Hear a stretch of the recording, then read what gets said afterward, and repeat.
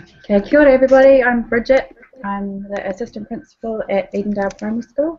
We're a large Auckland school and we proudly represent a wonderfully diverse community. And we use solo taxonomy throughout the school to improve learning outcomes for our learners. So solo taxonomy, it's a model of learning. It's a structure of observed learning outcomes developed by Biggs and Collis in 1982. And the classroom-based practice using solo was introduced in New Zealand by Pam Hook and Julie Mills. Now, I love solo. It is so brilliantly simple. It labels learning steps against a learning goal. It doesn't label the learner, and it works. Using solo makes next steps visible so learners know how to meet their goals. Any goal can be deconstructed into manageable steps.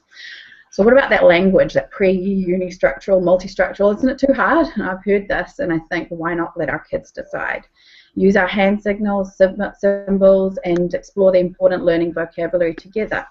Just because we think something might be complex, should that mean that we don't expose our learners to it? I've found once they discover correct learning vocabulary like clarifying, analysing, evaluating, that they actually prefer to use it to describe their learning. They actually like the sound of it. Multiple exposure helps. You just have to take that next step together. You already know your learners. You know their learning goals. You find out their prior knowledge. Then you can use solo to help bridge the gap between that very next step and the intended outcome. When you have a context, try using the Hook-Ed rubric generator, the Hook-Ed visual rubrics, or you can try creating your own. That's really quite simple. When we use solo, our learners begin to understand how they're learning, and we can be powerful models of that. I identify as a learner and make my learning visible to them. Try learning to use solo together. It's not knowing becomes, it's not failing, it just becomes pre-structural, and it's an opportunity to learn. And what an important lesson to learn at 5 years old. We don't sprint before we can take a first step, and we need to know that this is okay. With constant reference to how and why we're learning, using solo, conversations just become normal, and the learning is visible. What do you want to learn? How can you make it happen? Did you meet your goal?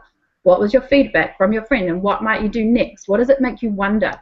The steps become between not knowing and application, innovation and creativity. They're manageable and attainable, and it's motivating. Learners know what to do, so taking a risk is less scary. We can use it across all sectors in any context at all because it's relevant to all learning, and all learning requires effort. Building conceptual understanding requires even more effort.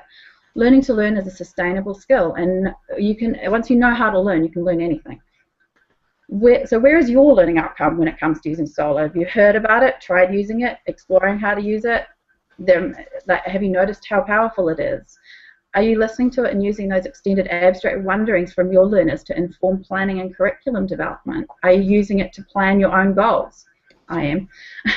So wherever you are at, I encourage you to connect, notice, and learn from the journeys of others who have travelled, and remember to share snapshots from your own learning journey. Okay, thank you.